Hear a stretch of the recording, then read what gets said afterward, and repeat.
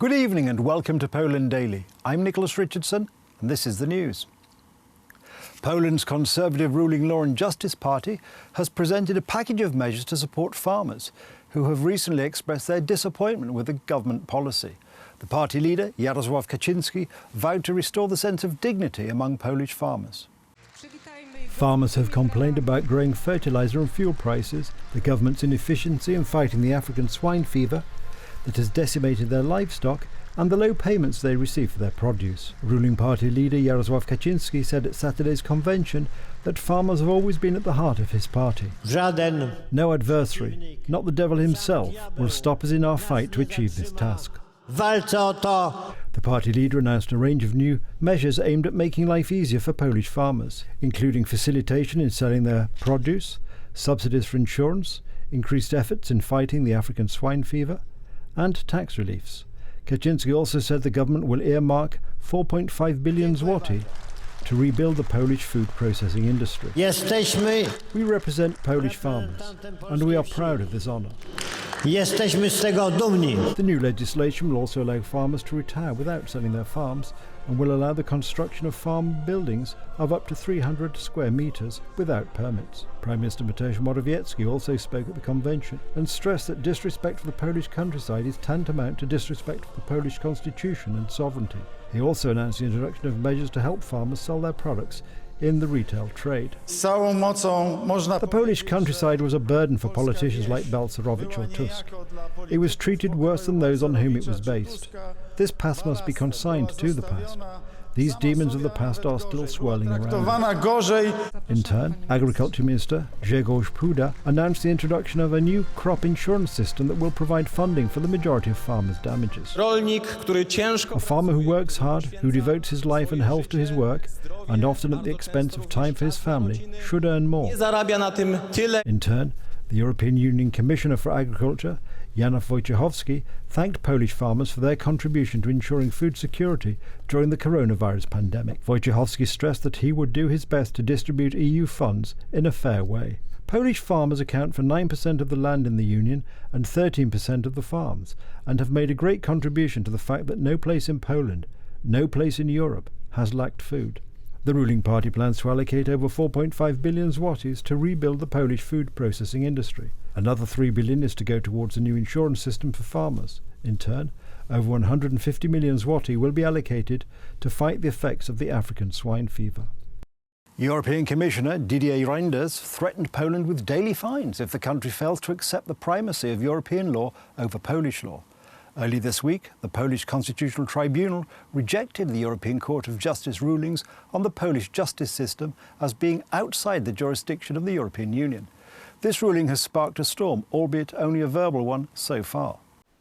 Has vowed to use all the tools at its disposal to reassert the supremacy of European Union law against the ruling of Poland's Constitutional Court, but the exceptional nature of the case might curtail Brussels' scope for action.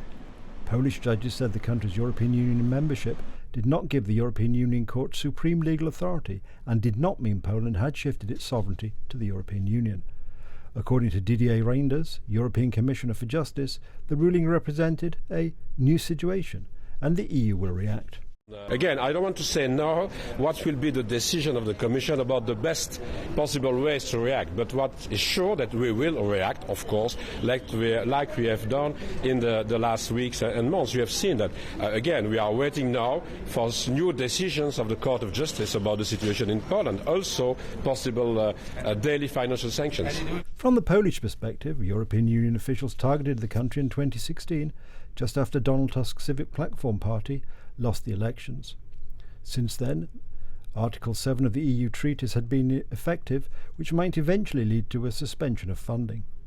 Now another such measure is being contemplated, a conditionality mechanism that would suspend EU funds for a country suspected of breaching EU law. The decision to suspend payments would have to be endorsed by the European Union Council with a qualified majority vote.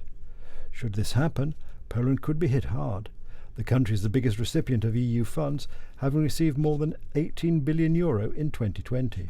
The Commission is also stalling payment of the €23 billion recovery fund for Poland, the deadline for which has been extended several times. Poland has recorded 2,012 new confirmed coronavirus cases and 29 deaths, over the past 24 hours to Saturday morning, against 1,895 cases reported on Friday, data released by the Health Ministry shows. The healthcare system is now handling 2,273 COVID-19 hospitalisations, up from 2,141 recorded on the previous day, including 214 patients on ventilators, against a total of 778 ventilators available, the Health Ministry announced on Twitter.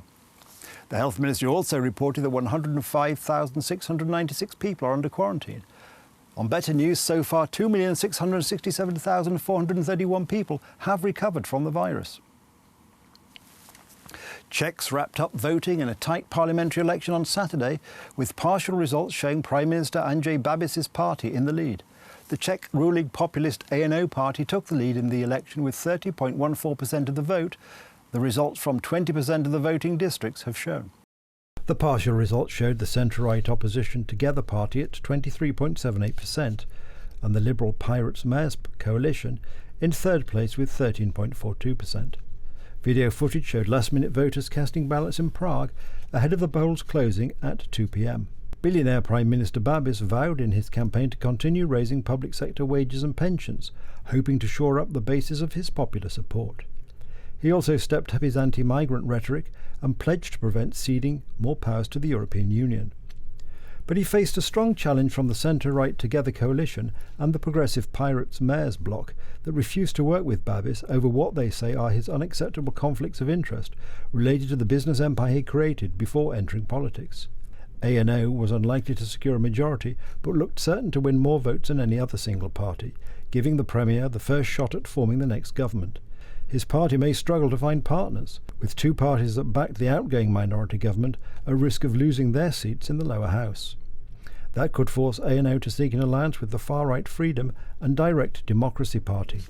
That's the news. Thank you for watching. Stay with us for the weather, Poland Daily Business and more programmes. But from me, it's have a good night and a better tomorrow.